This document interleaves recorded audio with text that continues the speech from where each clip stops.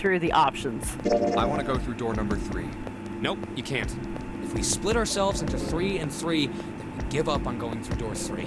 Sorry, Santa, but I still want to go through door 3. You son of a bitch! You tricked us! This is insane! This isn't right! Do you realize what you just did? You leave them out there, and they can't... Shut it! That's enough! We gotta find the dead or none of this is gonna matter! Please! Get me out of here! You have to let me out of here! A person was dead. They had died in that room in a terrible way. Junpei knew there was no way he could make himself forget that. Outside of the shower room was a hallway that extended off to the left and right. There's a large iron door at the end. Let's take a look. They'd moved a few steps towards the door when Junpei heard the sound of metal on metal. Huh? They turned around. Seven was doing something to the door of the shower room. What are you doing, Seven? Well, I figure maybe we might want to come back here sometime. So, I stuck the broom in there to keep the door from shutting. Alright, let's go. With that, he stood up and began walking down the hallway. He brushed past Junpei and kept going. After a moment, the rest of them followed him. Before long, they found themselves at the large iron door. They had only been there for a moment when June spoke up. Junpei, look! He turned. There, on the right side of the hallway, was a piece of paper attached to the wall. What's up? What's that on the wall there? Oh, I think it's... Junpei ran over and peeled it off. a map of the ship's interior? Yep. It says C deck. So it's the map for this floor then. We'll have time to study it later. Let's keep going for now. Junpei folded the paper and stuffed it into his pocket. Back at the door, the four of them lined up in front of it. Santa stepped forward. He grabbed hold of the door and then turned to look back at the rest of them. Ready? I'm gonna open it. They nodded. Santa nodded back and threw the door open.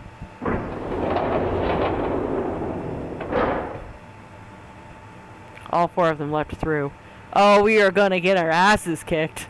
Or at least Junpei is. What the? You're shitting me. It took only a moment for them to realize where they were. We're back. They had been there only a short time ago. It was the large hospital room filled with countless beds.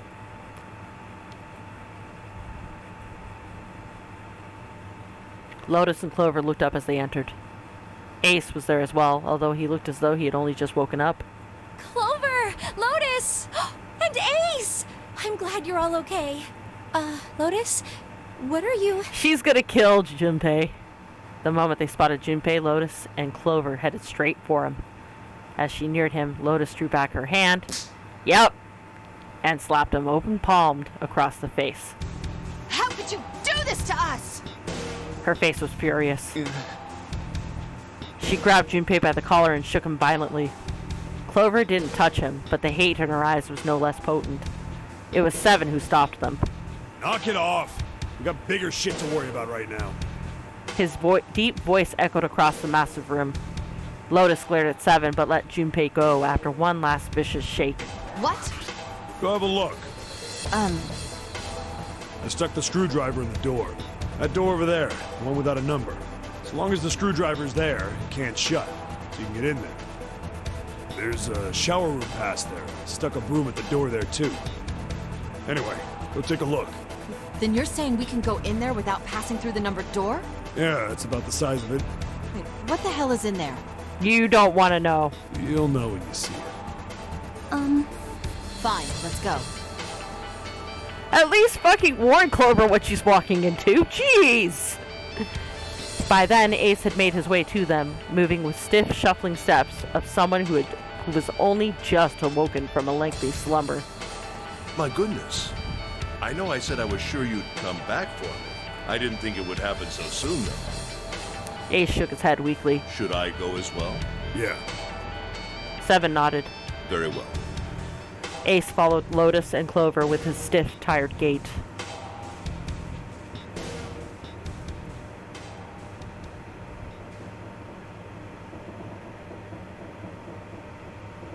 squeal of tortured metal made Junpei's teeth curl.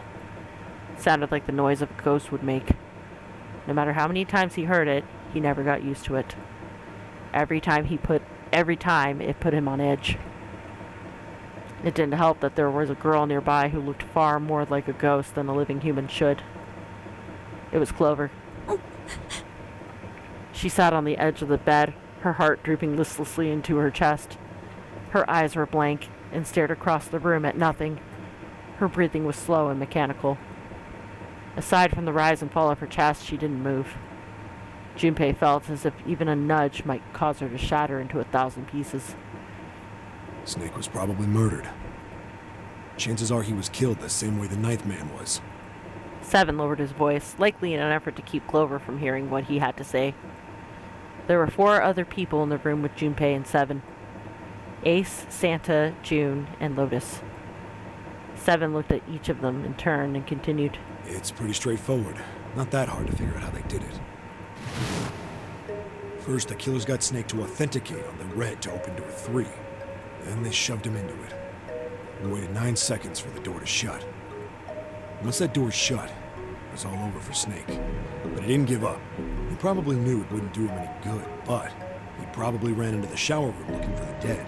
It was a small chance, but it wasn't like he had anything to lose. Unfortunately, it didn't work. The detonator is only deactivated if everybody who authenticated when they went in uses the dead. Snake was the only one who went through the door, and then 81 seconds after he was shoved in, that happened. I see. So that's what you meant by killers, huh?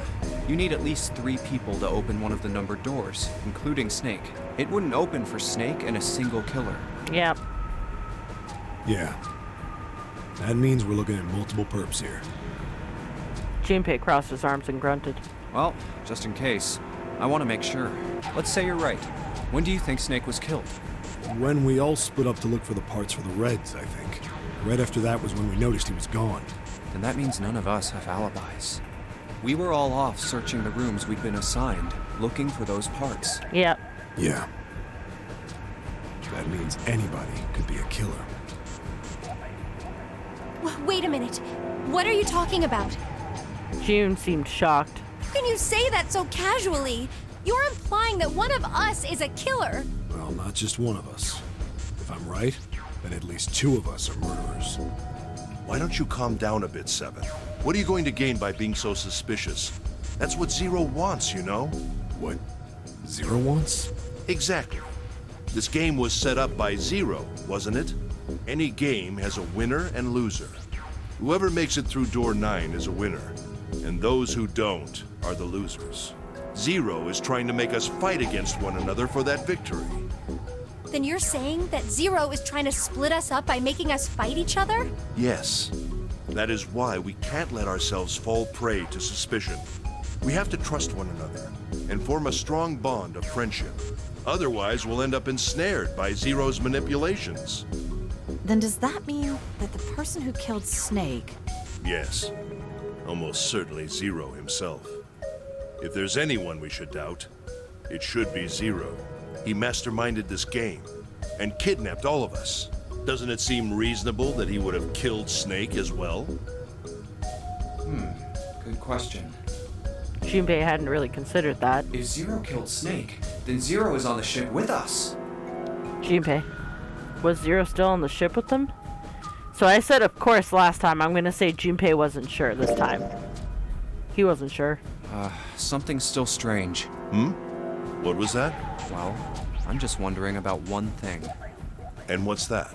How can you be so sure that Zero's on this ship? Ace's eyebrows shot up. Really, Junpei? I confess I'm a little disappointed. Usually you're rather sharp. Isn't it obvious?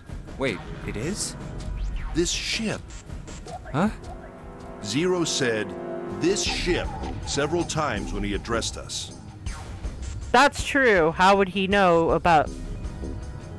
Why would he say this ship instead of the ship you were on?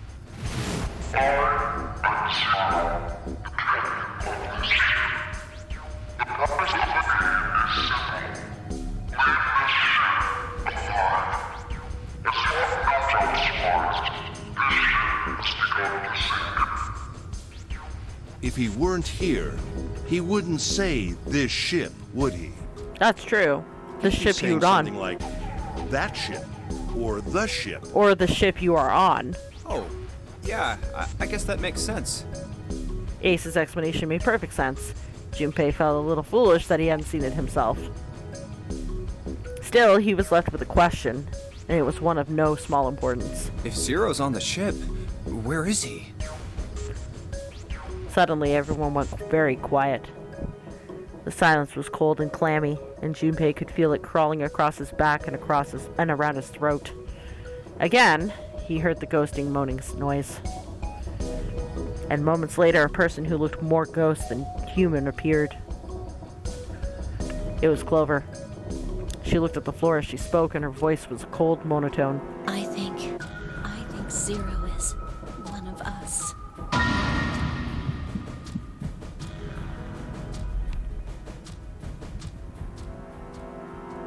Every human body in the room froze. The only sound was the muffled rustling of breath. Eyes darted from face to face. One of those faces was the face of their jailer. But who? Was he one of them? I'm gonna say that's crazy this time because I agreed with her last time. That's crazy. Isn't this ship going to sink in a few hours? If Zero was here with us, he'd be putting himself in danger. Why the hell would he do something like that? There's no motive.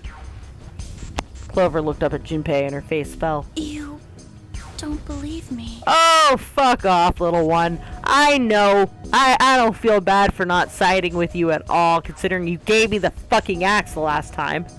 Junpei reached out with his own hand trembling and closed it over hers. Yeah?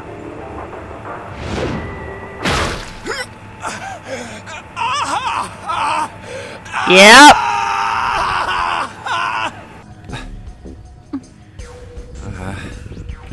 Her eyes were so pitiful. The moment Junpei's met them, he felt his heart tighten. He didn't think what he said was wrong, but perhaps the way he'd said it had been.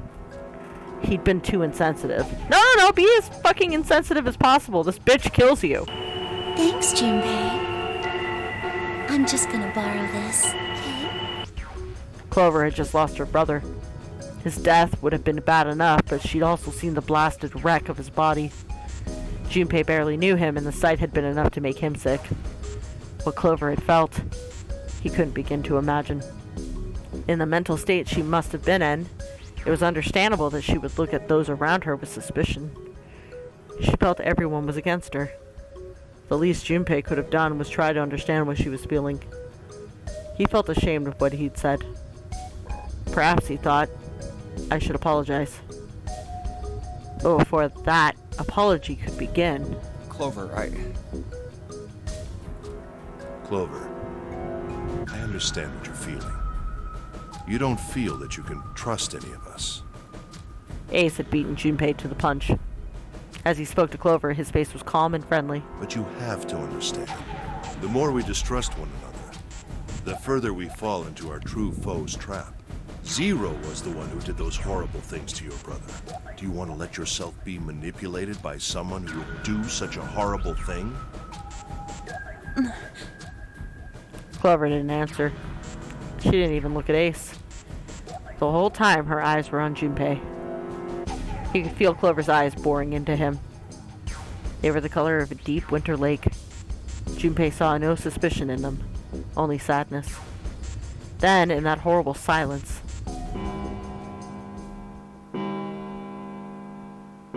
they heard a bell tolling. It was the clock at the central staircase. It's 3 in the morning. That means we have 3 hours left. Then we need to move now. 7. Clover, I know how you feel, but you do understand that right now it's important we trust one another, don't you? 7 and Clover remained silent. Their eyes were looking at something else, somewhere else, very far away. We must go. We have very little time left. Ace's words put their feet in motion. They all knew where they were going. Our next destination is Mercury. Here we go. They stood in front of the elevators next to the stairs that led to the casino and the kitchen. Between the two elevators, was a card reader with the Mercury symbol engraved on it. Junpei stood in front of it with the Mercury key card. Oh, that's the... Yeah, I found it in the shower room. Oh, I see. It's got the Mercury symbol. He took a deep breath and slid the card through the reader. It made a small beep, and the lights on the reader blinked to life. Now we can go. 7 people, including Junpei, climbed onto the elevator.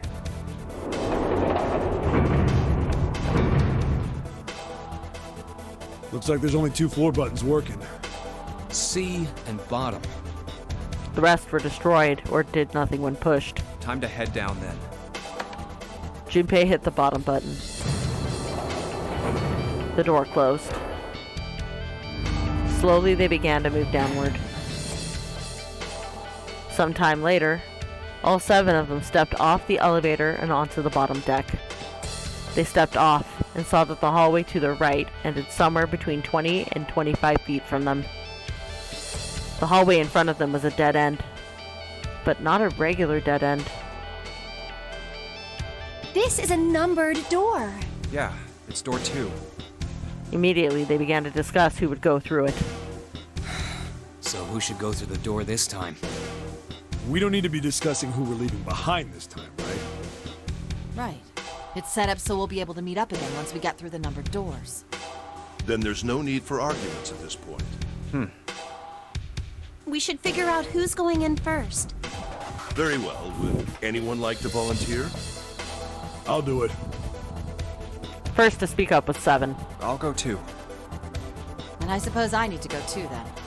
Junpei followed suit, which meant Lotus was by default the 3rd member. 5 plus 7 plus 8 was 20. 2 plus 0 equals 2. All right, we're taking off. Okay, please be careful. Jesus. You 2 are acting like you're married, you know that? Oh, Aww, June blushed. So did Junpei. Don't be silly. Cut it out. Perhaps in an attempt to hide his emotions, he quickly turned away to pull the lever on the red. Okay, let's see what's behind door number 2. The door opened. As they'd come to expect, there appeared to be a short hallway on the other side. All right, let's go. Lotus was the first through the door. Yeah. Let's do this. 7 was next, and Junpei brought up the rear. Where the hell is it this time? I don't see it! There it is! Fortunately, it took them only moments to find the dead. It had been placed just inside the room right next to the numbered door. They gathered around it and quickly scanned each of their bracelets.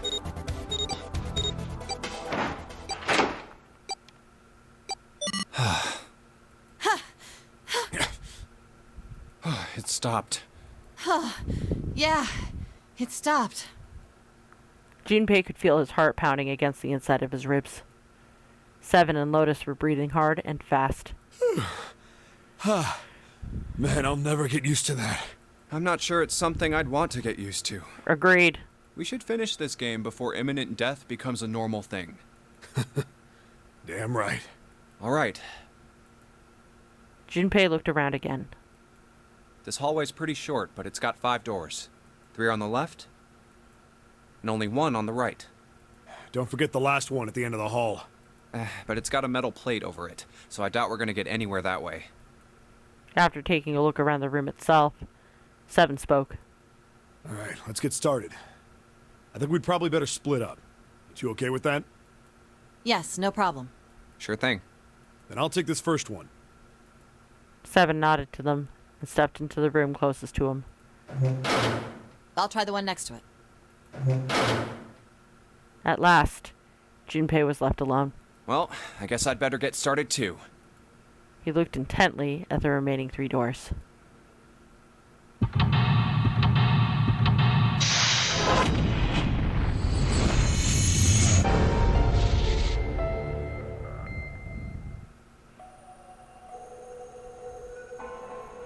What a map, huh?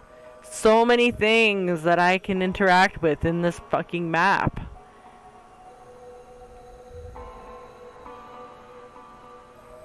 Wonderful.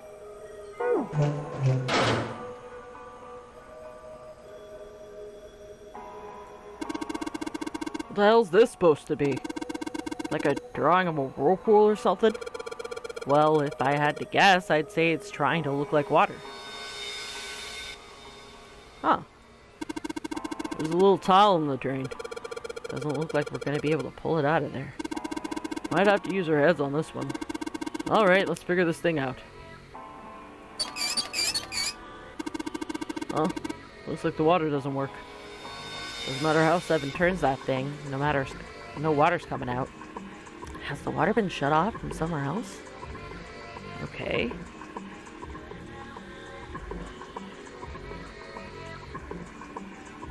There's a dirty blanket on a bed. Man, this is a mess. It's not even a bed anymore. Can't say I'd want to sleep there.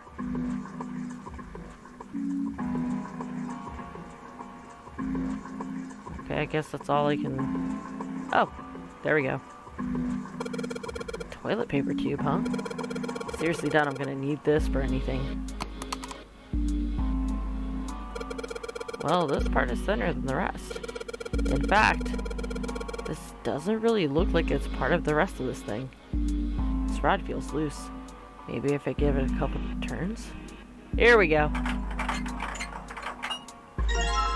There we go. Hey, this is a screwdriver shaft.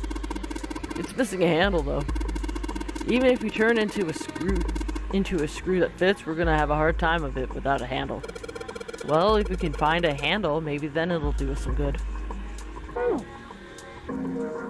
Well, it looks like the rod comes out easily enough, but I don't think the rest of this is going anywhere. Ah. Symbol on a toilet lid, huh? Seems a little fishy to me. It's a sun symbol, but it doesn't look like the ones on the doors. Damn, this toilet's pretty nasty to begin with, but the inside's even worse. Honestly, I'm amazed you could bring yourself to touch it. Ha! There's way nastier stuff out there in the world than a gross toilet. You're a real deep thinker, aren't you? It's a sun symbol. Hey, this handle's pretty loose. Loose? You think it'll come off if you pull it? It fell off. Huh? Look at this. That handle doesn't really fit on the string. Maybe it wasn't meant to be attached to it. Okay, let's see if I combine this. So if I just stick this metal rod into the handle... Ah! Thank God it's the right kind of screwdriver for that screw. Awesome! We can totally use this. Damn, that screwdriver looks like a soldering iron. You think it's some sort of industrial grade screwdriver? Guess that doesn't really matter. Anyway, so long as we've got this thing, we can unscrew any Phillips screws we run into. Cool. Looks like a toilet. Pretty old school toilet. Guess that makes sense though. The ship seems pretty old too. Okay, I guess that's it for that. There's a tile stuck in the drain. There's no way we're going to be able to pull it out. Oh, okay, so I guess I can't do anything with this screwdriver. Well, I guess I'll leave. Oh, no, actually. Oh, what the hell? It's not opening. There's something up with this drawer. I don't trust it.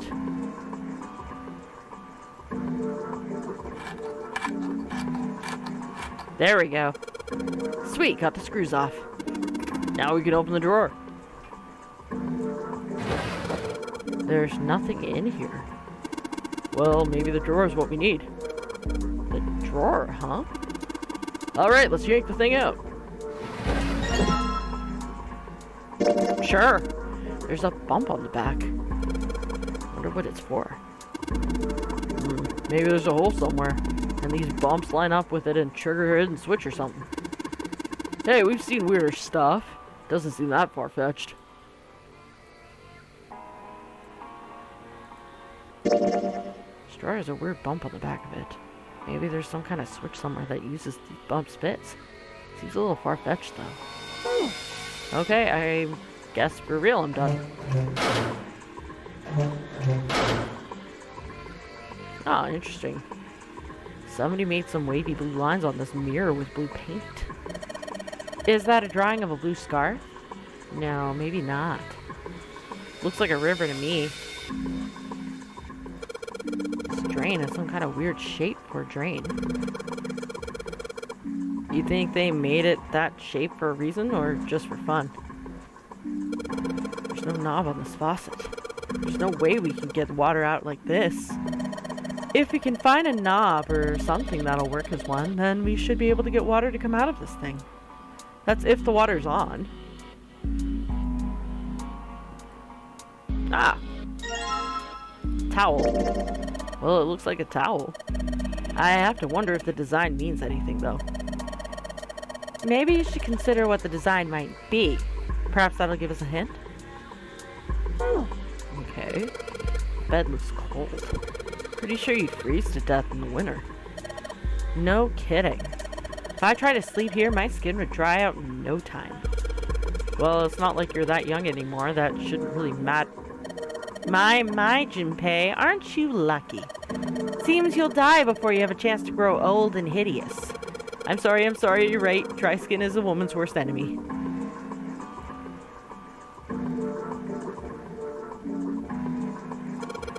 It's just hanging from the wall. Well, if we pull on the string, then it must be a toilet that flushes. Ah, moon. Sun and moon. Someone's a fan of Pokemon. A moon? What a filthy, disgusting moon. Yeah, it is pretty filthy, but it's a precious hint. Let's remember it, alright? I refuse to touch this. I refuse! What the hell's wrong with you? I don't want to touch it. Ever.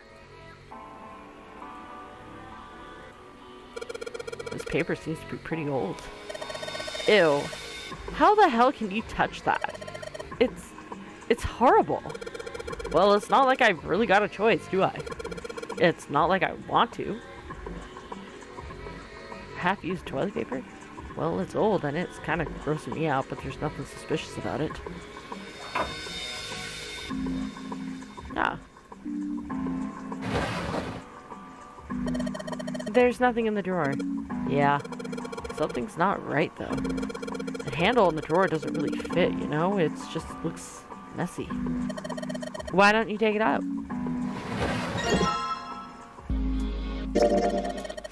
So there's a mirror on the other side of this drawer. Interesting. It's kind of an odd shape, and it looks like someone attached this candle with a screw after the fact.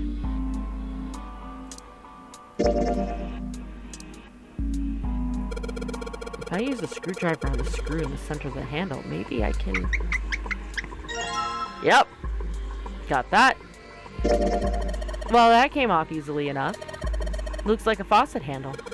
Yeah, it seems a little weird to put it on a wooden drawer like this. I'm sure they made it look odd on purpose. With a shape like that, there's only one place it could go. Doubt it, but yeah, I didn't think so.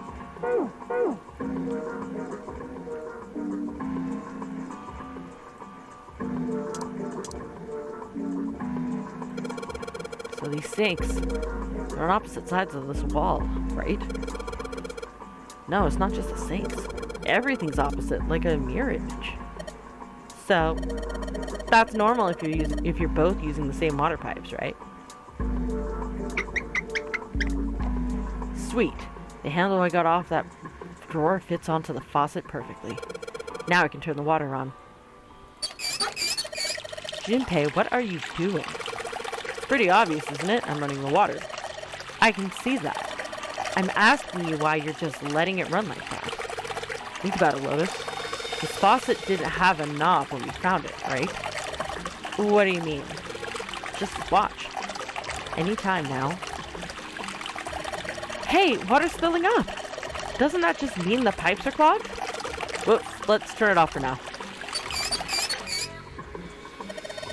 So, did anything change? Water stopped flowing. Thank you, Mr. Obvious. Ugh, Junpei, I'm leaving this one to you, alright? The sink is totally filled with water. Okay, so now I have to go back to the other room, I think. Yep. Tiles. So we've got this tile. And it's got these red, blue, and gray lines. What the heck does this stuff mean? Hell if I know. Hope. Junpei put the wet tile into his pocket. He was about to turn away when there was a noise behind him. What the? He spun around to see Seven kneeling on the floor. His face was rigid and pale. Droplets of sweat covered his forehead. Hey, what's going on? Are you okay, man? You're sweating like crazy. Are you all right? He was concerned. He'd never seen Seven like this before. Slowly, the other man lifted himself to his feet on shaky legs.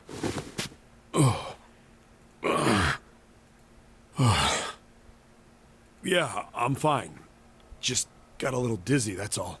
Much like in the first time when we went through door number 5 with Seven, he collapsed back then too.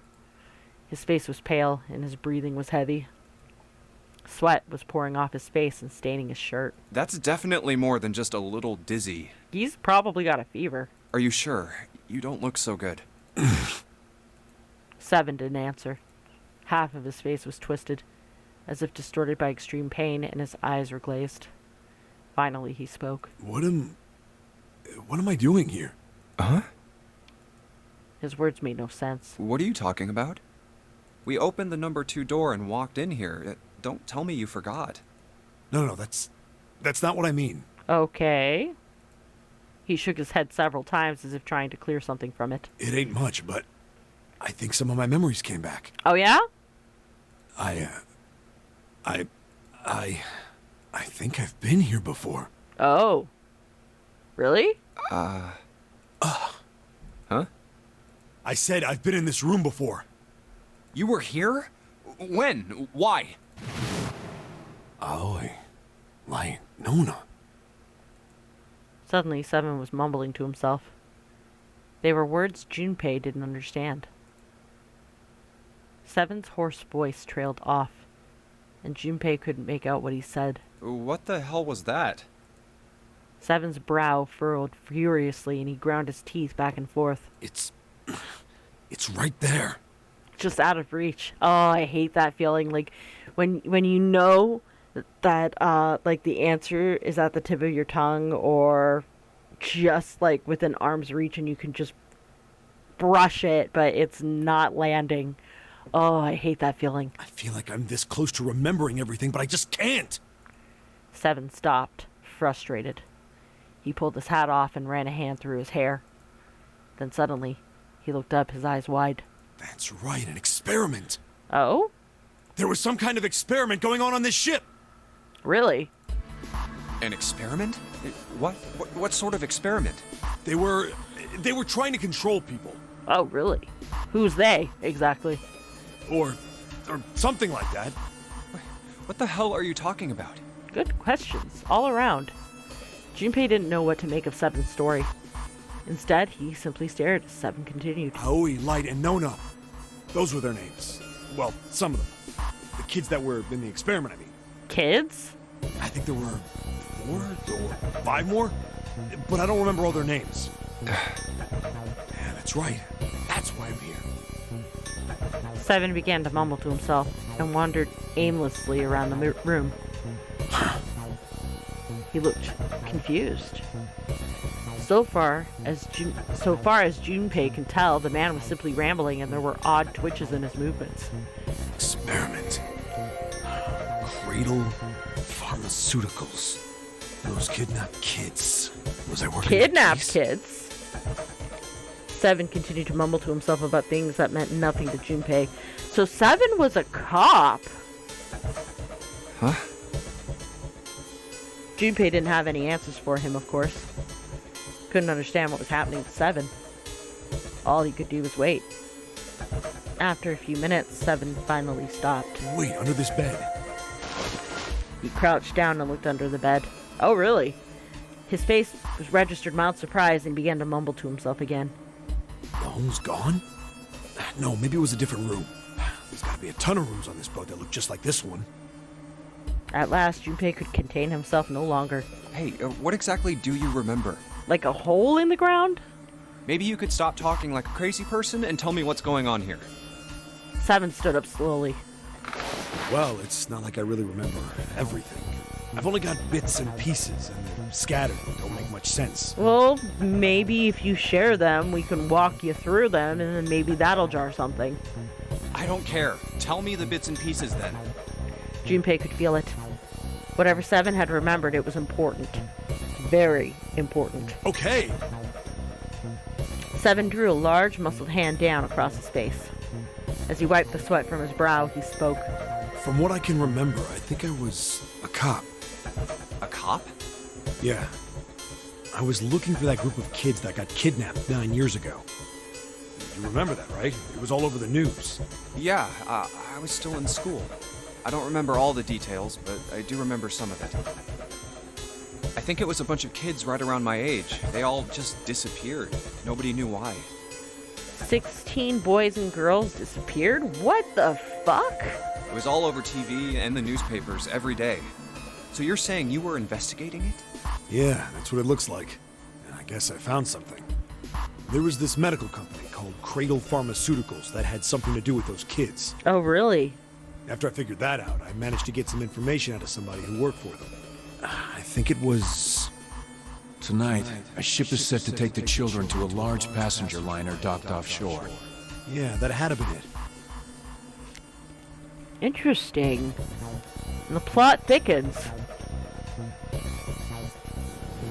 That's why I went to the wharf. In the shadows, I searched the harbor until I found the ship he was talking about. There was a bunch of movement near it. Men in black suits, many of them were carrying large bags. Bags. There was something about the way they moved as they were carried.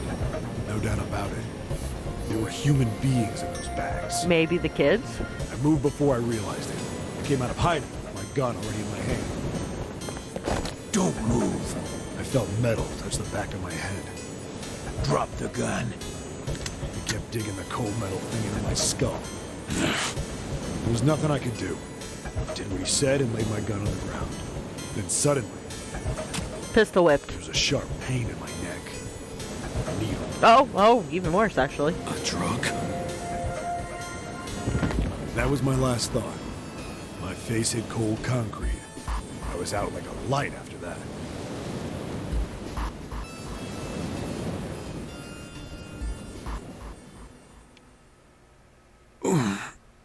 I woke up on a hard floor. Damn it! Shit, my head hurts. Where am I? A small, shabby bed, a dirty sink, a toilet with no privacy. I'd seen it countless times as a cop. I'm in a cell, huh? Facing the toilet was a door set into the wall. I was still pretty woozy, but I made my way over to it.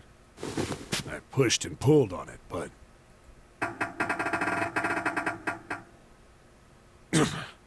it won't open. Not like I expected much else. Would be dumb enough to put me in a cell and leave it unlocked. Yeah, that's a fair shout, actually. Threw myself against the door a few times, but it wouldn't budge. I knew it. I gave up and made my way back to the bed, and sat down.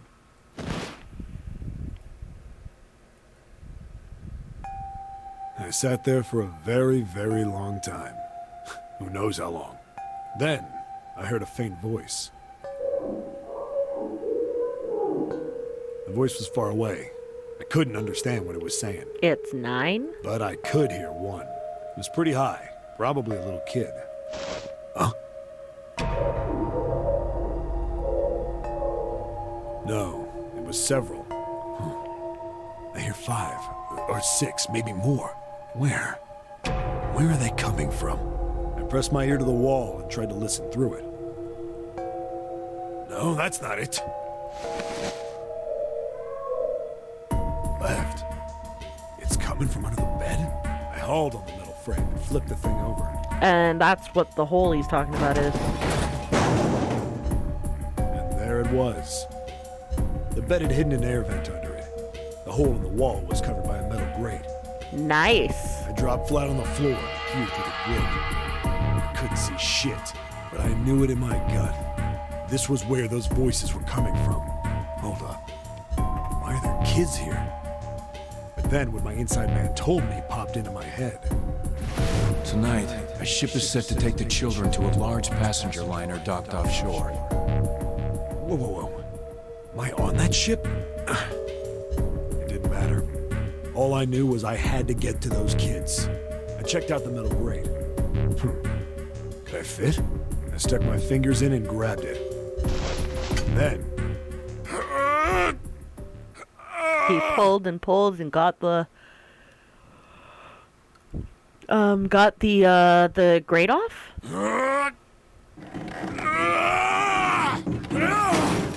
Yeah. Seems like. Yeah. How do you like that, you son of a bitch? I finally got the damn thing off. Sweat was dripping down my face, so I wiped it off and crawled inside.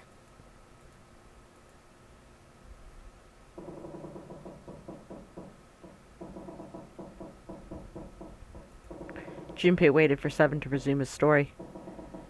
The longer he waited, however, the clearer it became that Seven had no intention of doing so.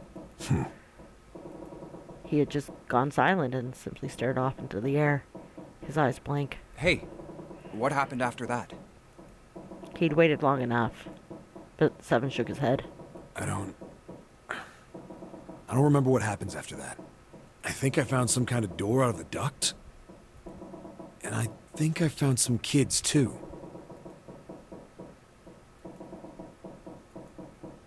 Not good. Why can't I remember what happened next? Because you're still, because again, it's the elusive memory. It's just within your grasp. You can practically taste it, but it's still out of your reach. Ah, man, what happened to the kids, Seven? Junpei, he just said he doesn't remember. Did you save them? I don't know. I don't know if it was me. Oh? I've got this feeling. I think one of the kids died. Oh. A girl, I think. Oh boy. Huh?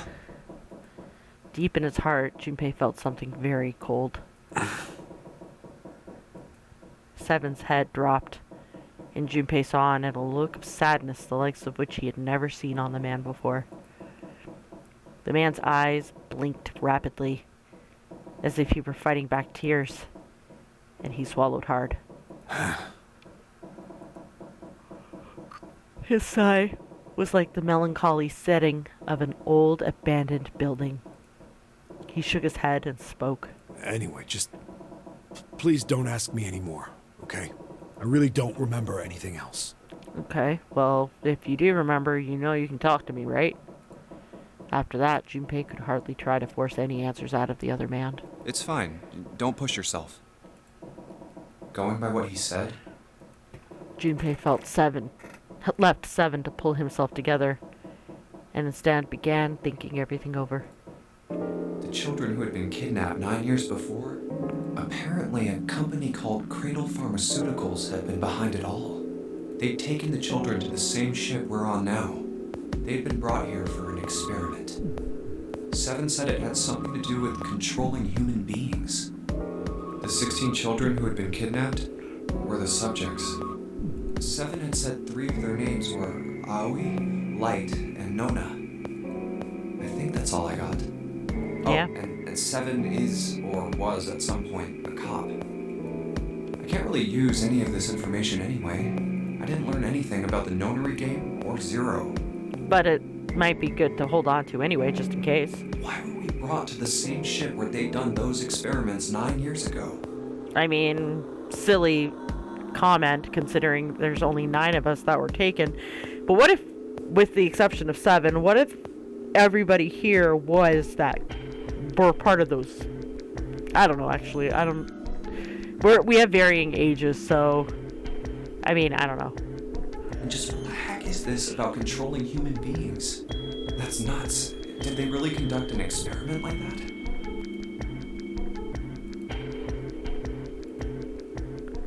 Before long, Junpei realized he had spent quite some time in deep thought.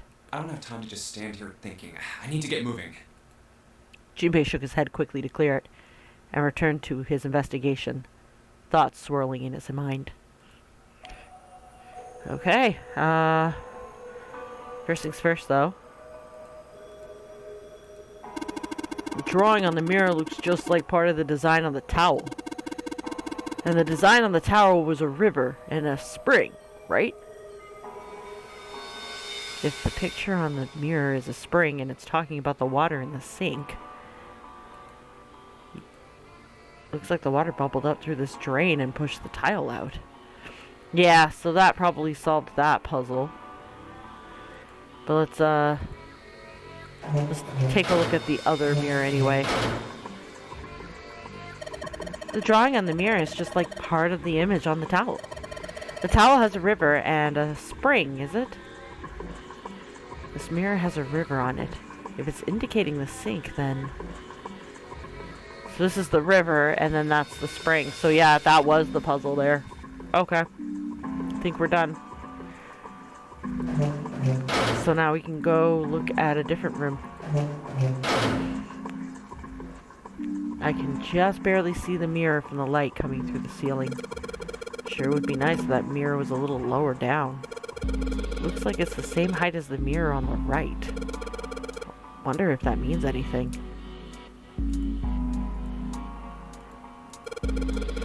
In the other room, the river and spring went together to solve the puzzle. Does that mean there might be a similar puzzle with this mirror? Well, there's nothing else here apart from the mirror. Maybe I just need to pair something with this mirror?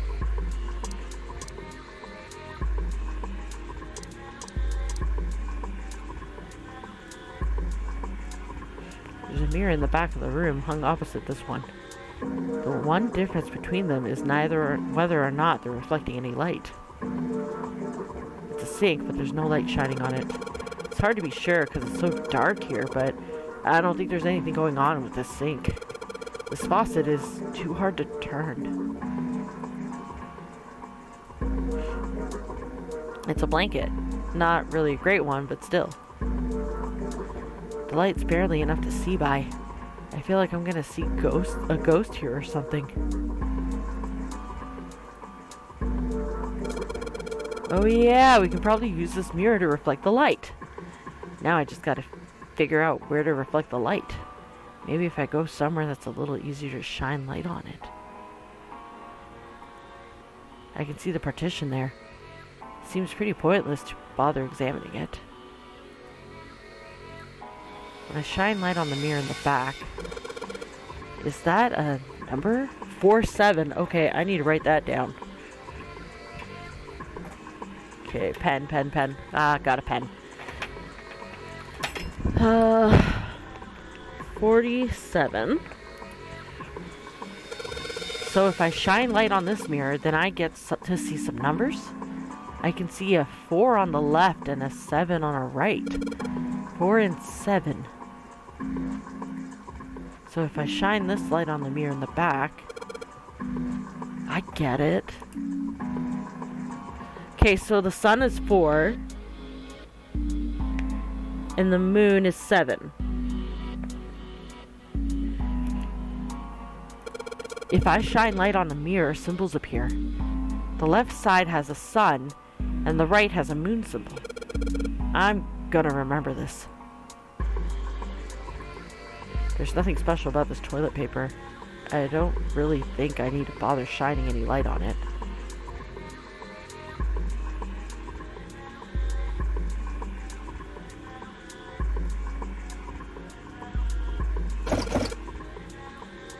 God damn it, no matter how much I pull on this damn thing, it won't budge. Guess I won't be opening this anytime soon. Doesn't look like it's got a keyhole and there doesn't seem to be anything stopping it. How the hell am I supposed to open it? Good questions.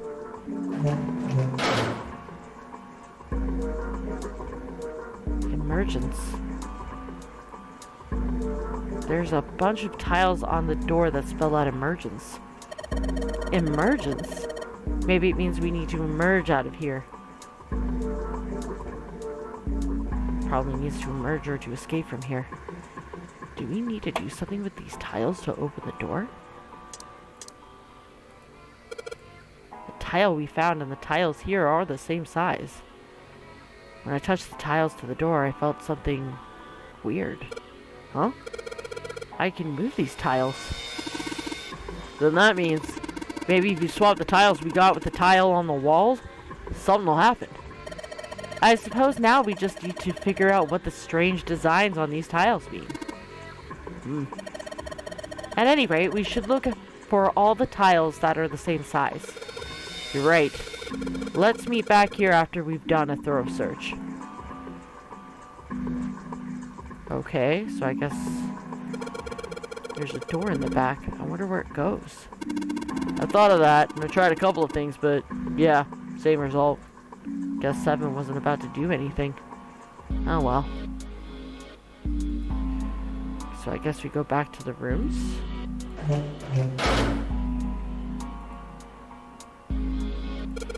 Toilet paper. It's still white enough for me to know what it is, even in the dark. There's nothing out of the ordinary about it. 14 equals E? What the hell? It says 14 equals E in red. I think I saw 14 in red somewhere. Was it on something I'm carrying around with me?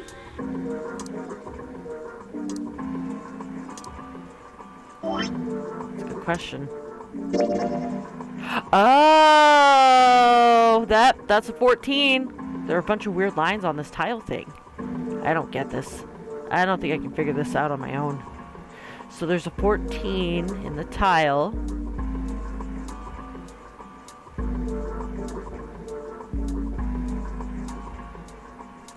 Okay.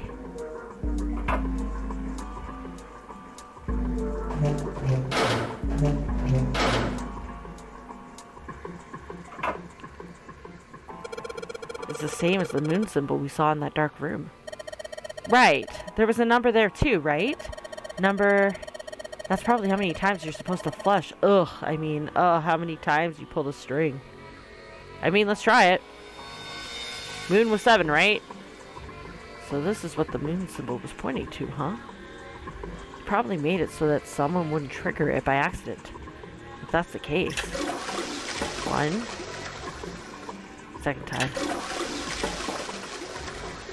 And third time. And fourth time. Fifth time. This is the 6th consecutive time.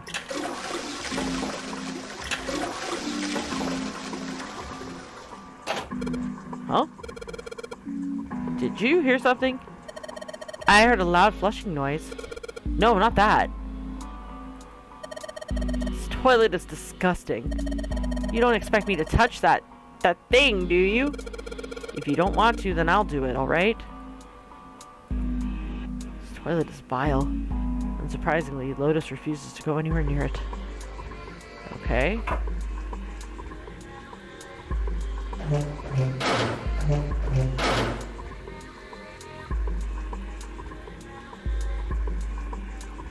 Ah, there we go. It's just like the sun symbol we saw in the dark room. Yeah, that's right. There was some kind of number in here too. You think maybe the number was how many times we took a piss? Nah, it's gotta be how many times we flushed. The only thing you can manipulate in this room is that string. Chances are they made this puzzle so someone wouldn't trigger it by accident. I guess I should just keep pulling on this thing then. Alright, here goes. Second pull. Third pull. Fourth pull. There it is again. It makes some kind of weird sound when I pull on that string. Same thing happened on the other room. That means... I don't know, don't you think it's a little suspicious that the other room gave us a hint to figure this one out? You're right. The room next door is just like this one, so that leaves the dark room. Okay, let's go back to the dark room then.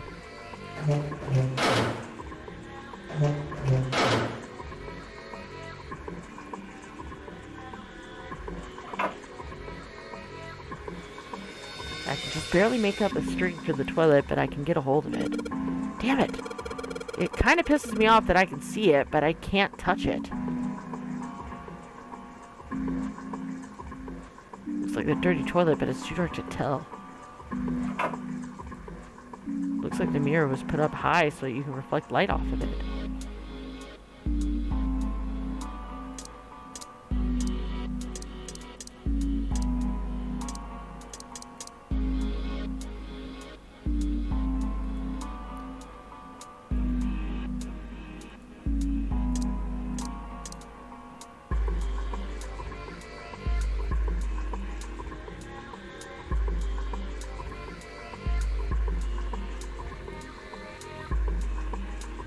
No light shining on it.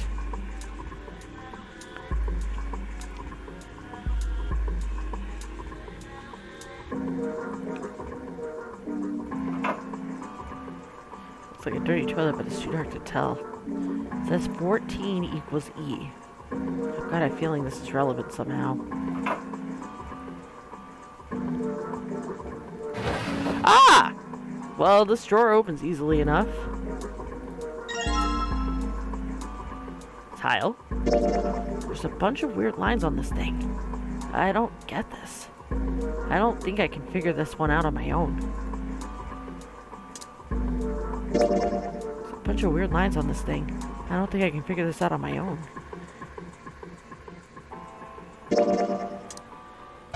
Nope.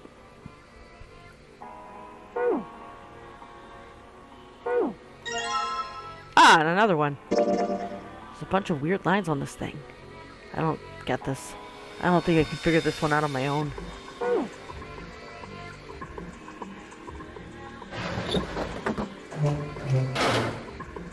Okay. Looks like we should use the tiles here. But there are still rooms that we haven't been checked yet. I'll come back once I've done this. There are? I've checked all of them as far as I know, haven't I?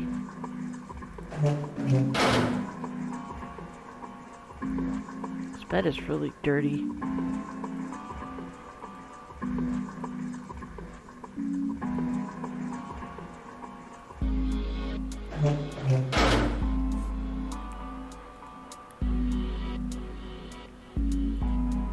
Door in the back won't open.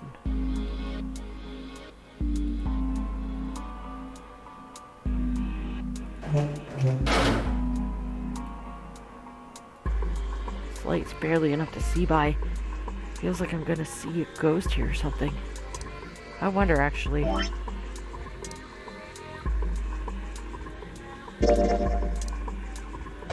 Didn't think so.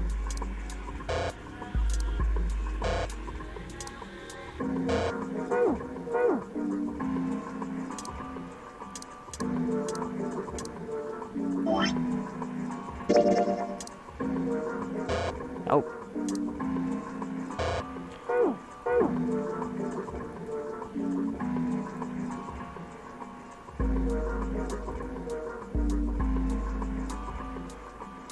Ray of light in the center of the room. We don't need to shine light on the hint anymore.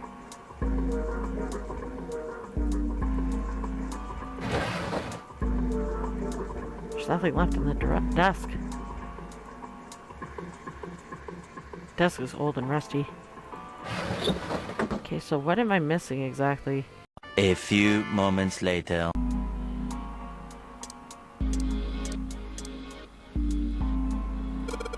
Well, we took the drawer out, but nothing happened.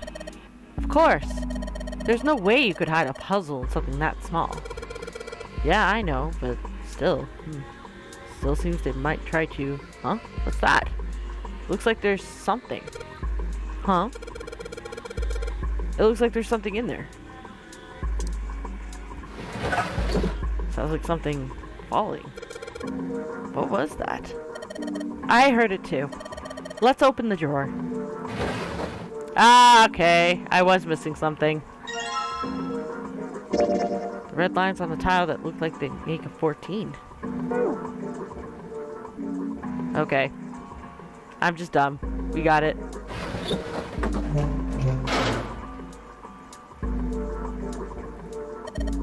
Okay. Well, it looks like we've investigated all the rooms.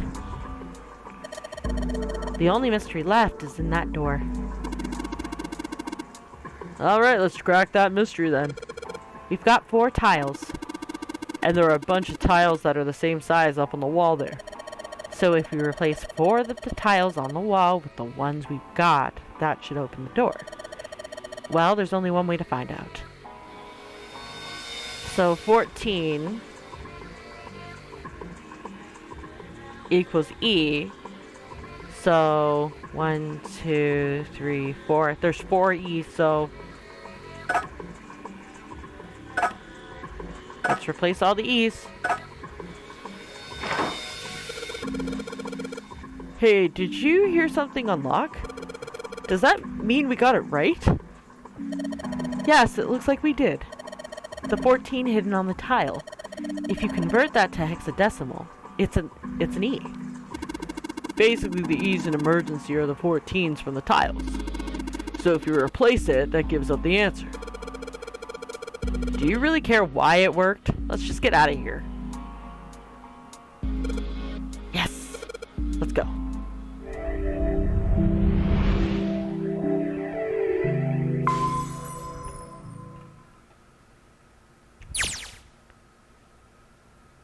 They passed through the open door and headed to the next room.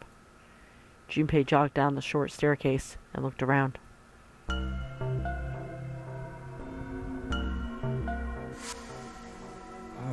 What the hell is this place? That's a very good question, and considering there's like an electric chair style thing, I am not looking forward to finding the answer here. The words had sprung unbidden to his lips, but it was clear why. Junpei shivered.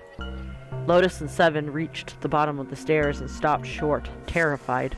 Ugh, this room is really creepy. Yeah. I think we ought to get the hell out of here now. We just got here and already Seven's like, let's bounce. He jogged up to the stairs the opposite side of the room and shook the door on the wall next to the catwalk. It didn't open, and he muttered to himself. Figures. It's locked, isn't it? Yep. Yep. Don't know why I thought this would be any different. So I guess this means it's another puzzle? So, what is this room for, anyway? Very good questions.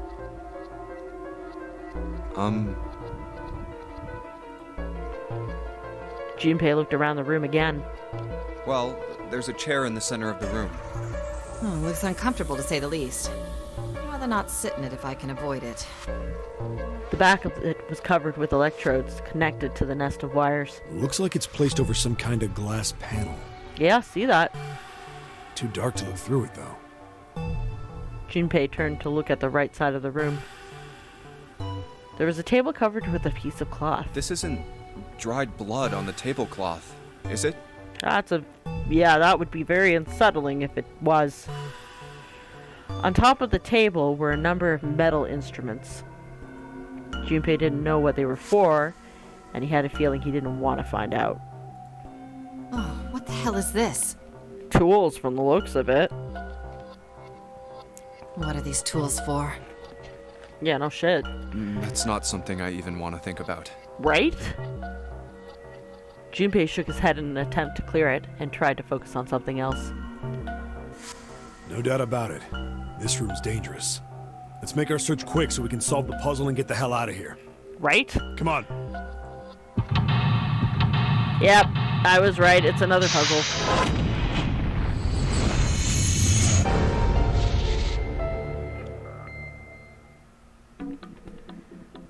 Okay, so we are in... Oh, it's called the torture room. Oh, that's lovely.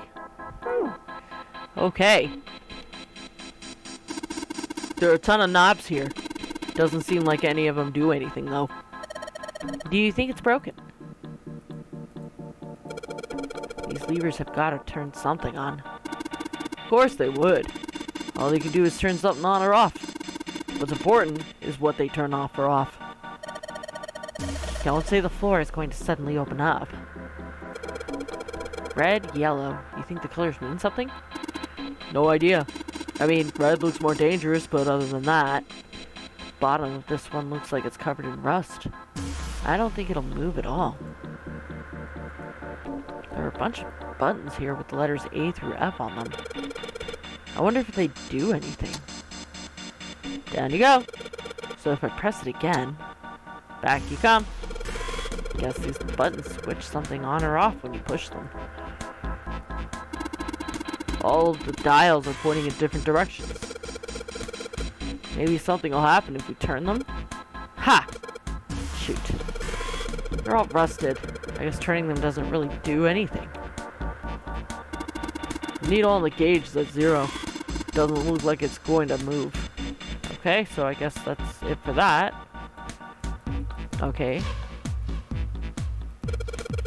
There's something on the screen.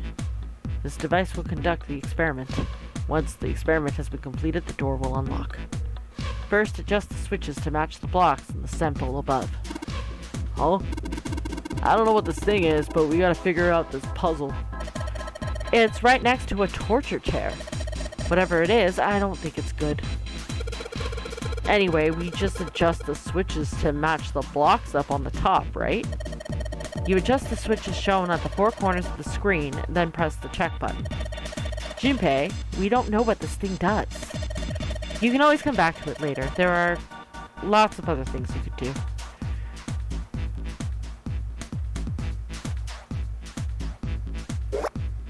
On.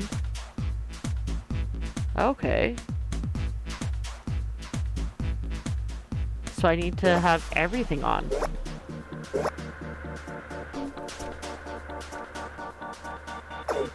Maybe not everything.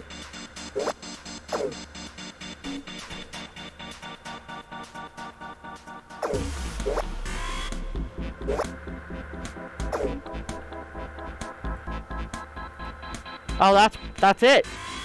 I already got it. Whenever you turn on one of these switches, more blocks show up on the screen. So I think you gotta figure out which buttons you have to press in order to get this screen to match the diagram.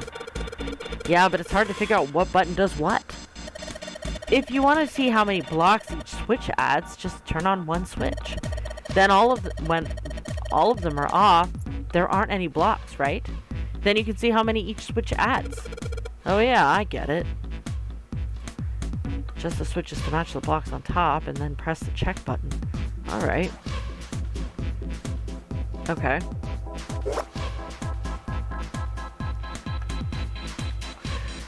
One, 4, 2, 3 and 2.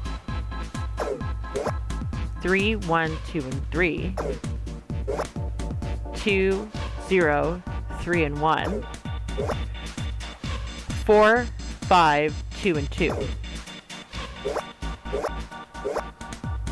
But I already have the... So these 3 here, check. Yep. Okay, so I didn't press the check button. Got it. Adjustment complete. Now proceeding to execution phase. To complete the experiment, data must be collected from subject. Once preparation is finished, place subject in chair. Whoa, whoa! I thought we solved the puzzle already! What does it mean by preparation? I don't know. I've got a bad feeling about this. I think this means one of us has got to sit in the chair. Well, 7's never gonna fit in that thing. Oh, fuck. And Lotus is gonna be like, and it ain't gonna be me! So I guess Junpei gets chosen by default? It's either you or me, Junpei. Collecting data. I wonder if it's gonna run electricity through the subject. There's a human head on the screen. Maybe it's gonna zap the brain with a little electricity? This really doesn't sound safe. Anyway, we still gotta prepare. We can talk about this after we figured out what it means by preparation, alright?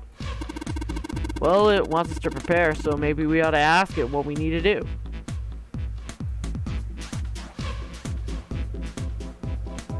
Actually, yeah, that's a good point. Error, the disposal tank is closed. Please fill the tank with water. What tank? Oh man, don't tell me we gotta do something with a water tank. Well, there's probably something around here to open the tank or whatever it's asking us to do.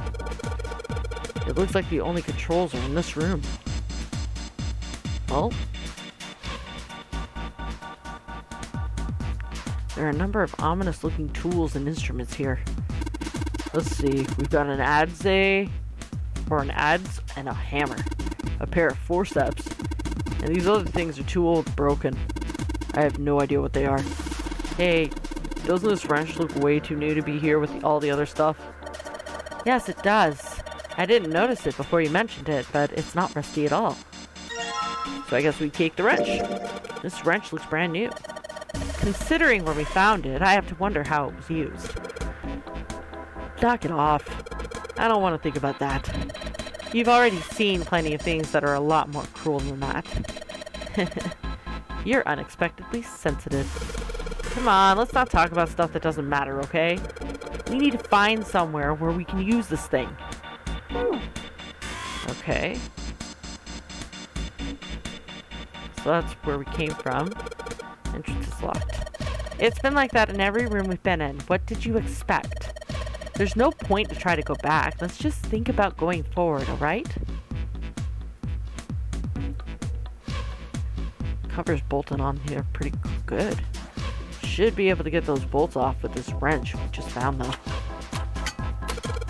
Sweet, it's open. The hole's too small. You can't see in, even with the cover off. Well, you can't see in, but I think there's enough room to stick your arm in. Are you sure you want to do that? There could be something dangerous in there. Okay, I admit that scares me a little, but we need to see if there's anything useful in there. Alright, here I go. Arm into the hole. Hey, I think I can feel something. It's small, cold, and hard. Doesn't feel like there's anything else in here. Alright, let's see what this thing is. Oh, it's a key. It's the sun key! A key with the sun symbol on it. We should be able to open the other door with this. Yeah, but we gotta get out of this room before we can do that. And we're probably gonna need the sun key to do that. But none of the doors in this room have keyholes. I bet we gotta use it on something that's not a door. Okay.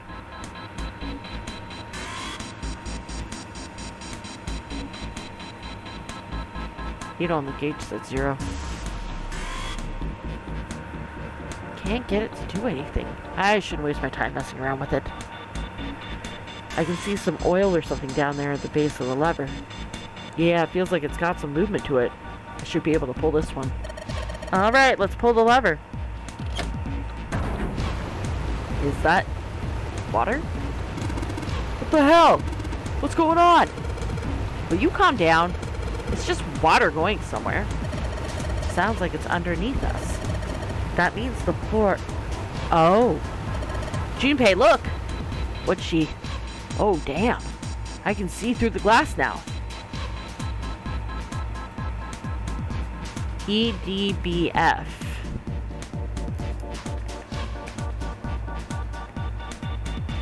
What does that mean? I have no idea.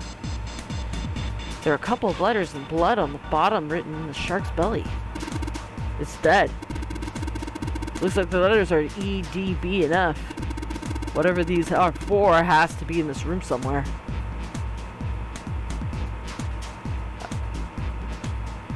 E, D, B, F. What? There's a strange noise coming from the chair. It looks like it's been turned on. I guess the puzzle here was that the power had to be sent to in a specific way. Okay. Sun key should fit into the keyhole in the manacles. Alright, sun key, in you go. And yes! Great, they're open. I don't think we're gonna need the sun key again in here, though. Just seems unlikely. Alright, sun key, you've done your job. Into my pocket with you. The restraining device is unlocked. Please seat subject and device. The message on the screen was disturbingly detached. Well, like we thought, it's not going to work unless someone sits in it. How ironic that this would be the situation in which this slim, beautiful body is useful. Oh, so it's going to be Lotus. Lotus, are you sure? I can sit in it and you can solve. Junpei's right. If we screw it up... Seven couldn't bring himself to finish the thought. His eyes fell to the floor. Junpei followed them. Beneath them was the dead shark floating underneath the glass. Perhaps it had been killed by the electric shock. I'll be fine. Even if I fall in, the shark is already dead. But No one likes an indecisive man, Junpei. I can still give you advice from the chair too, you know. I just don't want to stay in this room any longer than we have to. Go over Okay. to that screen and let's get this over with. Now, this is something I did not foresee. I fully expected her to pass the buck. But, yeah, I guess it is what it is. With her words, after her words had made it clear that Lotus would book no argument, she turned and walked towards the chair without hesitation. But she did not sit down.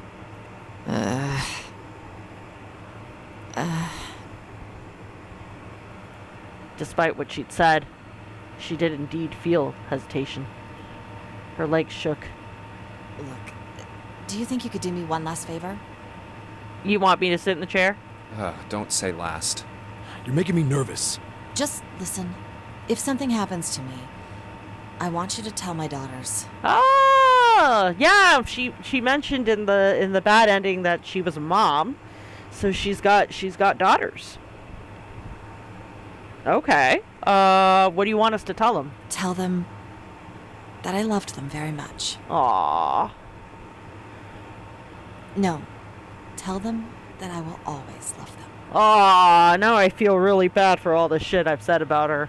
Daughters? You've got kids? Yep, that means Junpei's actually going to end up sitting in the chair. Yes, I do. I suppose they're about your age, Junpei. They're twins. I had them when I was young after, well, some things happened. Oh, that doesn't sound promising. Their names are Nona and... Oh! Wait! Nona? An owie? Junpei's words shot out before he even realized what he was saying. He remembered the story Seven had told him. Aoi, Light, and Nona. Those were their names. Well, some of them. The kids that were in the experiment. Oh, so her kids were kidnapped. But what the hell? What's wrong with you? Lotus took a step back from Junpei. Oh. Seven looked just as shocked as Junpei. He blinked his eyes rapidly as if he weren't sure if he was completely awake. No way. It couldn't. Lotus, is your last name Kashiwabara? Lotus's eyes went wide. How do you know that? Are you serious? What the hell is this? That's insane. Lotus and Seven are involved in the kids that were kidnapped. He was the cop investigating. She was the mother of two of the victims, or at least one of the victims. Junpei already said that the missing kids were of his age, so that makes him and June connected as well. Wow! So we're starting to get to connect some of the dots. There's no way you're that kid's mom. That kid? Wait, what do you mean that kid? Why are you acting like you've met her? Seven's brow furrowed. I have. What? Yeah, I met one of your kids. When? 9 years ago. Where? On this ship. How? Why were you... It's not a short story. Look, I don't care how long it is. Tell me, please, what happened here? Fine, I'll tell you. Seven glanced at Junpei and then turned back to Lotus and began to speak. It was the same story Junpei had heard minutes ago. Every detail. But... And then, that was when. From there, it looked like... Just as if, finally... That's all I remember from 9 years ago. At last, Seven finished. Lotus shook her head. Oh my god. Everything I've been looking for the last 9 years. Whoa! The person who had all the answers was right here. Looking for? Yes, that's right. 9 years ago, my daughters disappeared. Daughters, yes, my initial thought was right. Both of her daughters disappeared. Then 9 days later, they came back. Oh! They never told me what happened to them over those 9 days. I took them to the doctor, but I was told they hadn't been hurt in any way. Still, I was sure that they had been through something terrible. Were they 9 years old? So I couldn't bring myself to force them to talk about it. If I did, then I'd force them to relive whatever horrors they'd been through. I didn't have any choice. I had to try and ignore it and move on.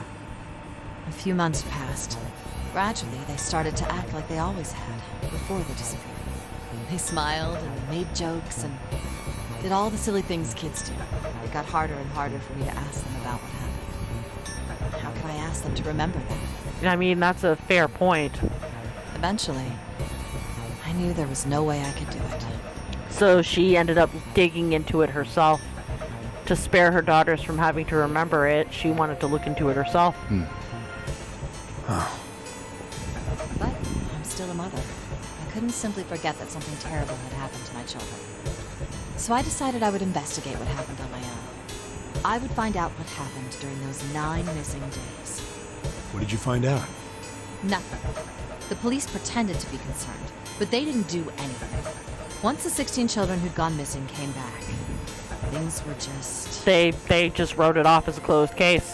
I guess they probably wrote it off as the kids ran away and then came back home. Even the media didn't talk about what had happened.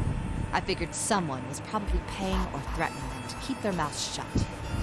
Cradle Pharmaceuticals. Exactly. No, probably something even bigger than that. Cradle Pharmaceuticals.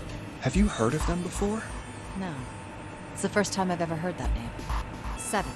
How did you find out that Cradle Pharmaceuticals was connected to the kidnappings in the first place? He was a cop.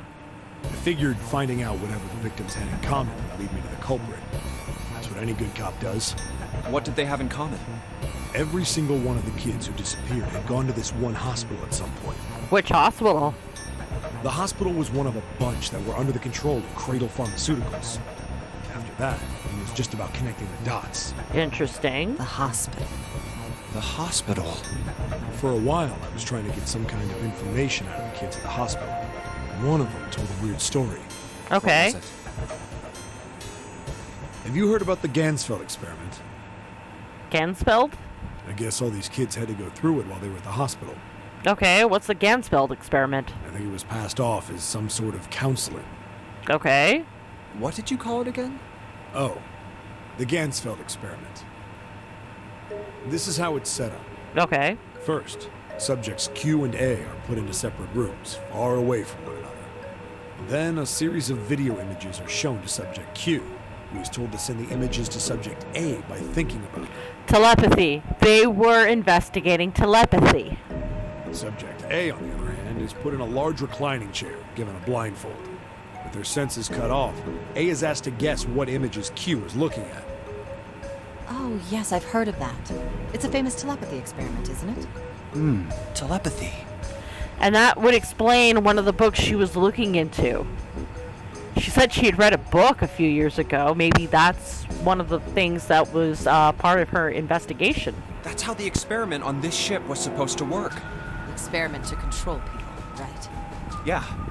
I don't know if any of the telepathy stuff really exists, but maybe someone from Cradle Pharmaceuticals bought into it. Yeah, it's a very good point. Lotus grunted. 7 had been thinking hard for the last several minutes and finally spoke. Even if that is the case, I still don't get how that has anything to do with any of this. The Nonary game, 0, why we were kidnapped. What does any of that have to do with telepathy? Maybe we're all connected to that case somehow. I know I brought all this up, but I have no idea. Maybe none of this stuff is connected after all. Nah, it's way too coincidental that Lotus, the mother of 2 children that were part of that experiment, runs into 7, the cop that was investigating it. It's way too coincidental. Then in that moment of silence, a cold voice echoed down from the ceiling. No subject has been detected. Unless a subject is detected within 60 seconds, all power will be shut down. System recovery is estimated to take 1 hour. Oh fuck, that means that if we don't do anything in the next 60 seconds, we're stuck here for an hour. If you wish to proceed with the experiment, Please seat subject in the restraining device. Whoa, that doesn't sound good. No, it doesn't. Yeah. Okay, I'm going. Oh, no, that's not what we... Just hurry up and get it over with. Junpei, I'm counting on you. Right.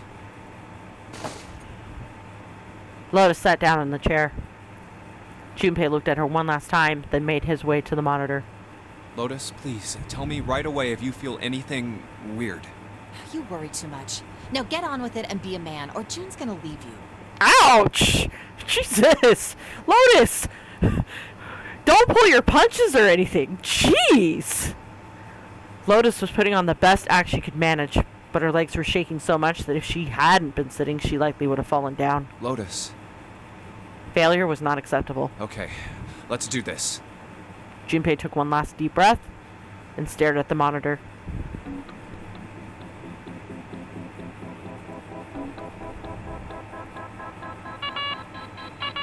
What error? Oh.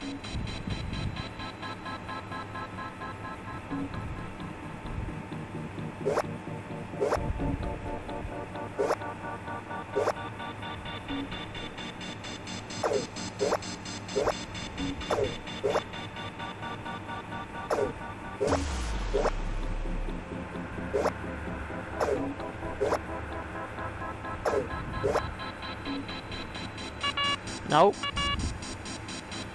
Hint, I have to do it like that.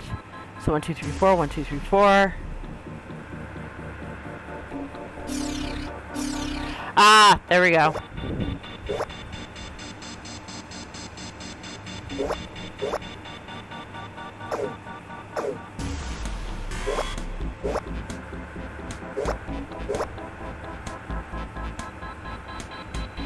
Oh, perfect.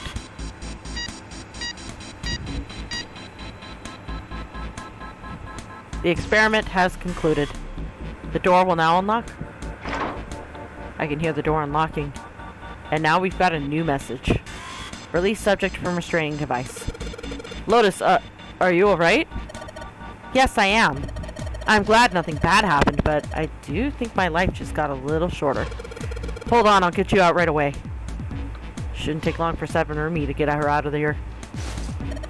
Let's get out of here now. Being a guinea pig is not for me.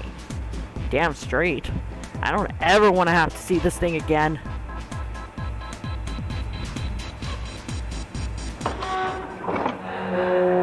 Whew.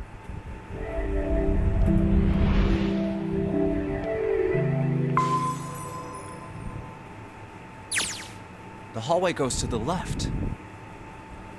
Yeah, but I don't see any doors. Guess we just need to keep going. Right. Let's go. It turned left twice before they saw the elevator. An elevator. Just what we need. Let's take this to C deck. In silence, they jogged up to it. Junpei pushed the C button. The elevator motor ground away, and before long, they found themselves once again on C deck. The door opened, and they stepped off. Huh? They'd expected to find 4 other people waiting for them. There were none. No one's here. Where did they go? That's a very good question, actually. I have no idea. Lotus shrugged. Something in the pit of Junpei's stomach stirred. He tried to forget the feeling and took off down the long hallway before him. Hey, Junpei! We should follow him. Seven and Lotus followed at a run. They ran and ran and ran. The hallway seemed endless. I know where we need to go. The door behind the central staircase. There was a sun symbol on the keyhole of that door. And I happen to have the sun key in my pocket right now. This should open that door. That was why they ran for the central staircase. They had run for quite some time when they arrived at the door that ended the hallway. Junpei stopped. All right, time to open this. He laid his hand on the doorknob, his breathing heavy. Seven laid a hand on his arm. Hold on a sec there. Huh? We don't have the key for this one yet. Oh yeah, that's right. There is the Jupiter symbol engraved over the keyhole. That's... Oh, it's the Jupiter symbol. 7 was right. They had no Jupiter key. Then we can't open this door. Seems like, yeah. Unfortunately, no, we can't. Jeez, the sun door's gotta be just on the other side of this, you know? We can't just stop... Frustrated, he twisted the doorknob. And yet it opened. The door opened. Hey! It opened! What? And the others must have found the Jupiter key. Yeah! Well, what are we waiting for? As he spoke, he shoved the door the rest of the way open. They rushed through. And stopped cold. What? The terrible scene before them made their blood run cold. Oh! 3 people lay dead on the floor, covered in blood. Why? That's a good question. Junpei felt a cold sweat trickle down his spine. He couldn't breathe. His legs shook. His body felt cold, deathly cold. But his blood was boiling hot. He could feel his mind begin to fade. So where's June? He couldn't think. He couldn't concentrate. His mind was blank. What the hell? What the hell happened? 7's voice was weak and broken. He edged towards the bodies, his movements stiff. Clover. He bent down over Clover and pressed his fingers to her wrist. Nothing. She's dead. Oh wow, so she dies in this one. I guess I unlocked another ending, folks. Suddenly, Lotus moved. Before he understood what was happening, her hand was in Junpei's vest pocket. Hey, what are you doing? He leapt back. Lotus looked up at him, terrified. The key! Get me the sun key! Why? Why do you think? We have to get out of here before the murderer comes back! The murderer? The murderer. The murderer. Once again, Junpei looked at the dead bodies. Santa, Clover, and Ace. 3 people, 3 dead bodies. That means that the person who had killed them was... June.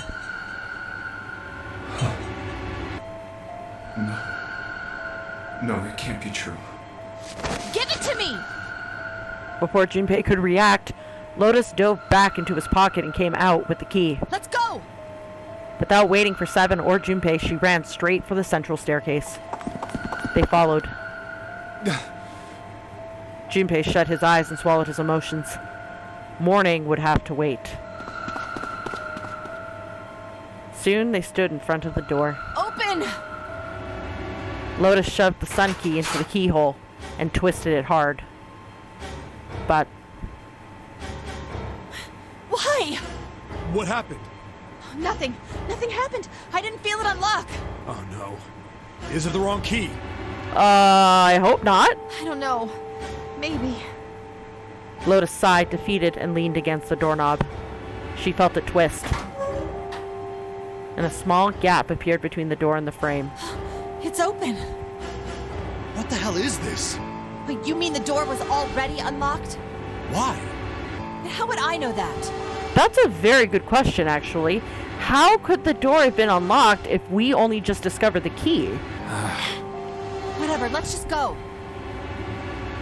Lotus took a deep breath and slowly opened the door the rest of the way. They stepped inside. In front of them was another hallway. It stretched out towards the bow of the ship. They began to run. Faster and faster they ran, trying desperately to reach the end of the hallway. A few seconds later, they were there. In front of them stood a massive metal door. They were all breathing heavily as Junpei spoke. What the hell is this door? I can't see anything that looks like a doorknob or switch or lever or card reader or anything. How the fuck are we supposed to open this? We don't have a choice. We're gonna have to go back. No, I'm not going back there. There is a murderer back there. There was more stark terror in Lotus's voice than authority. She was almost begging. But I don't see any other doors. As he spoke, 7 stepped towards the door in front of them, as if to illustrate that it was the only door. And it opened for them. No way. What? It opened by itself. Yeah. It's an automatic door? Oh, I'm already terrified. Look, guys, I've got a really bad feeling about all this. Agreed. The other doors were already unlocked, and this one's automatic. We haven't seen anything like this before. Bad feeling. Junpei? How could their situation possibly get worse? 3 people were already dead. We've hit bottom. This can't get any worse. And he just said the words. It's gonna get worse. Shit! Hey, Junpei! He stepped through the door. I can't take this anymore. No one can. And whatever hope Junpei had managed to summon disappeared. No. It's a lie. It's gotta be. June's dead. This can't be real. No. It's impossible. If it's a dream, just wake up already. Someone please tell me it's all just a joke. I'm imagining things. Yep, that's it. This is all obviously a lie. It's a big, elaborate trick. An illusion or something. Or a dream. It's made up. It wasn't real. Right? June. No. No, the code names meant nothing now. Ah! Ah! Canny. Canny! Connie! She's dead too. So then who the fuck killed them all? Junpei cried out and leapt through the door. He flew to her side, his heart like a stone in his chest. Connie! Connie, hang on!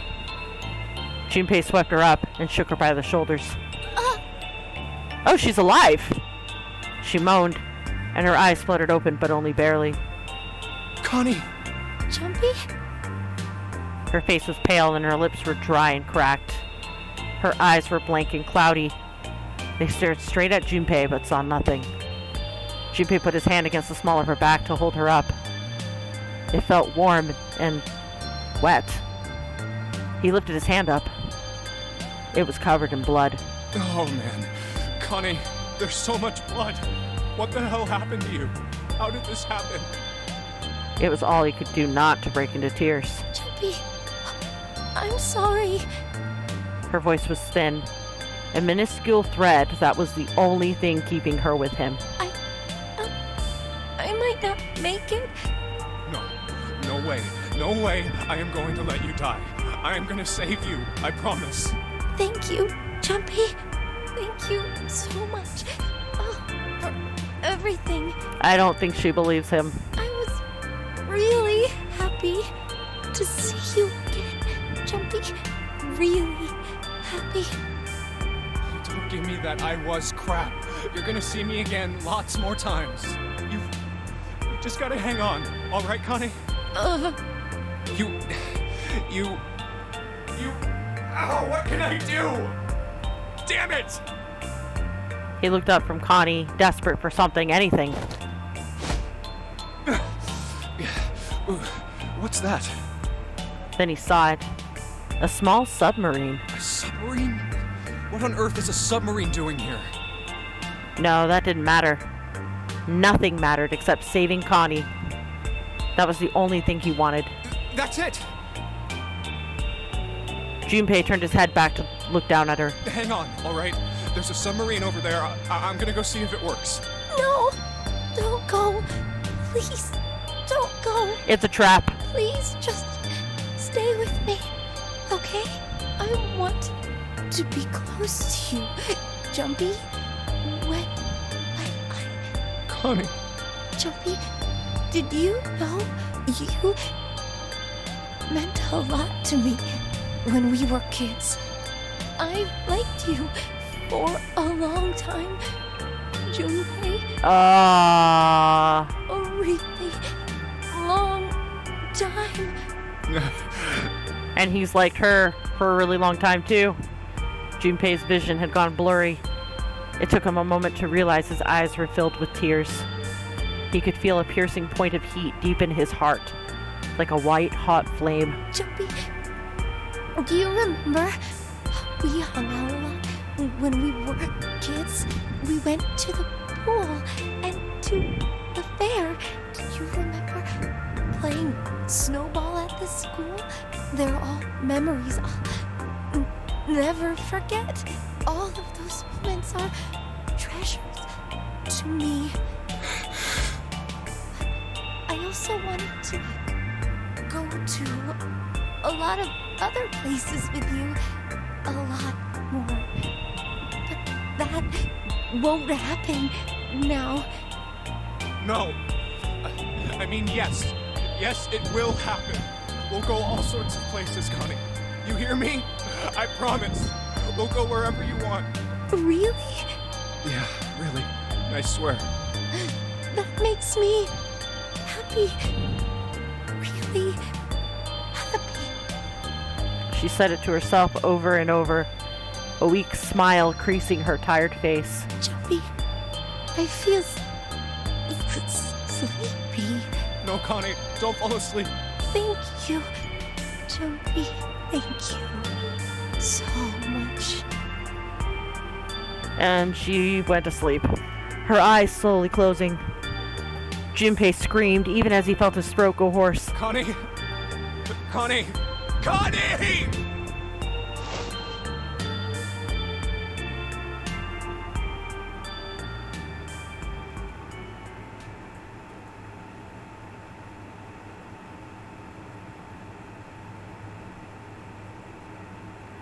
Time passed. Junpei wept, crawled around Connie's body. He cried and cried until he had no tears left. When the last tear fell, Junpei was no more. His body remained, but only as an empty shell. Somewhere, he heard a bell.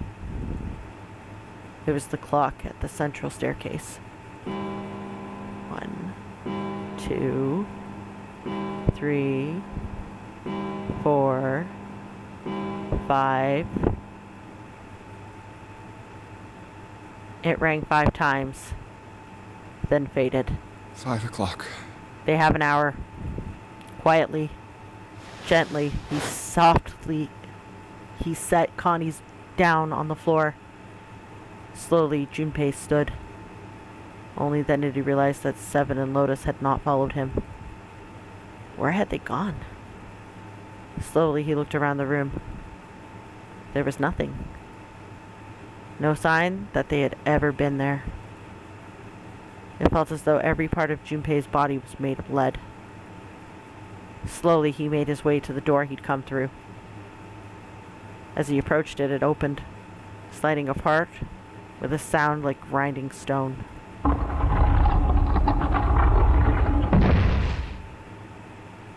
Junpei passed through the gate and into the hallway. Yeah. His heart rattled in his chest, an empty, lifeless thing. It had been so utterly broken that there was nothing left to feel. When he saw their bodies, he simply stared. It was a lake, a sea of blood. 2 bodies lay in it. There was no need to check. There was no breath in either of them. His eyes lit on Lotus's wrist. Her bracelet. It was gone. He stared. It meant nothing to him. He didn't care anymore. He couldn't care anymore. Junpei's body felt numb. A part of him knew the lump of lead in his chest had once been a heart. He couldn't quite remember what it had been for. Tears poured from his eyes in great streams. He wasn't sure why. He gave up trying to make them stop. He turned around. The door opened again, and slowly, numbly, he walked through. He kept walking. Why stop? An object set in motion, simple inertia carried him forward. Eventually, he found himself in front of the submarine.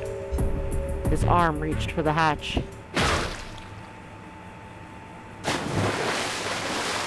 and I won't ever find out who fucking did it.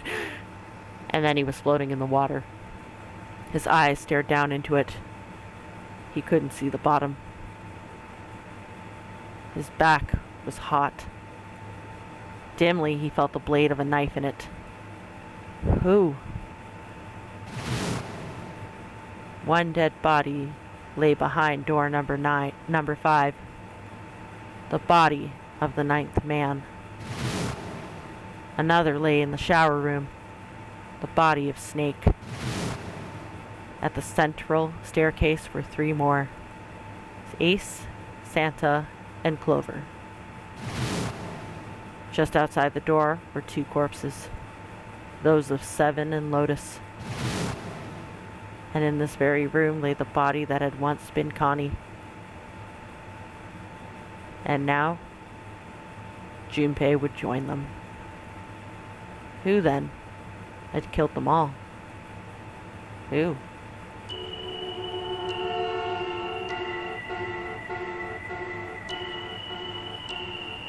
Junpei let out one last breath. Faintly, he felt the bubbles creep up the side of his face. His consciousness faded quickly, dissolving away into the cold, gentle lapping of the water.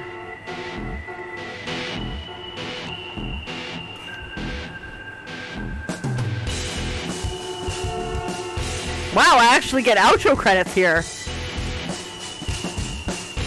That's interesting. Okay, so the first ending I got was a false ending. This is one of the true endings, I guess, that I could potentially get. Damn! Okay, so, as for who killed him, or killed them all, basically, I have a suspicion. I don't know how right I'm gonna be. There's still the lurking belief that Snake is not dead. So I'm wondering if Snake is the one who killed them. I mean, it's entirely possible that I could be wrong and it's Zero who killed them, but considering the one clue about his arm, then the ulna in his left arm, and that's the arm that he lost in the accident, it's also the arm he has the bracelet on. It seems to me that Snake is not who he says he is. Snake is the killer. That's my guess. That's where I'm going. I don't even care if I'm wrong, but that's where my headspace is at right now. I can't see it being anybody else except for maybe Zero, at which point that just leaves more questions like who's Zero? Why does he want them all dead? I'm actually even less inclined to believe it's Zero because Zero wanted them to play the game. Oh, the end. Or is it? What is that even supposed to mean? We all die by a yellow submarine. Oh, that's another achievement. Would you like to save the info you obtained during this playthrough? After saving, the game will restart from the beginning. Please select the save slot. Oh, yes, please. We're gonna go back to the first one, and we're just gonna save there. Yep, there's the submarine, and then there's an axe. Access the flowchart to... Okay.